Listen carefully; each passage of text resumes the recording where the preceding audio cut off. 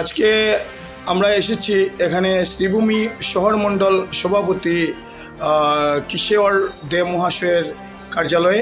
উনি আমাদের মিডিয়ার মাধ্যমে আম জনতাকে নববর্ষের একটা শুভেচ্ছা বার্তাও উনি দেবেন। তো দাদা, প্রথমত আপনাকে আমাদের মিডিয়ার পক্ষ থেকে নববর্ষের শুভেচ্ছা।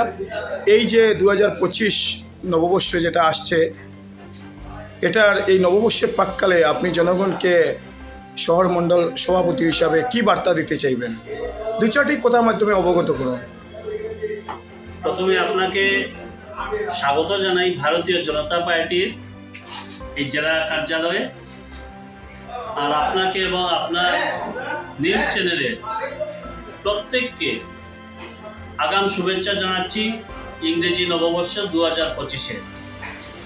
পাশাপাশি শ্রীভূমি কাচার হাইলাকান্দির প্রত্যেক জনসাধারণকে নববর্ষের আগাম শুভেচ্ছা জানাচ্ছি এবং ভগবানের কাছে প্রার্থনা করি 2025 সবার জীবনের যেন নূতন করে আরও অনেক বেশি আনন্দ, অনেক বেশি খুশি যাতে সবার জীবনে আসতে পারে এবং পাশাপাশি সবার যাতে উন্নতি হয়, এটাই ভগবানের কাছে প্রার্থনা করব।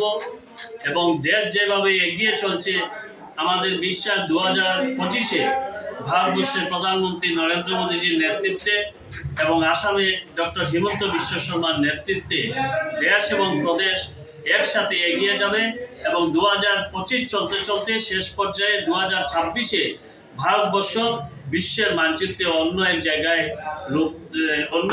পৌঁছবে। এটাই আমাদের সকলের আশা। কোন জায়গায় পৌঁছাবে?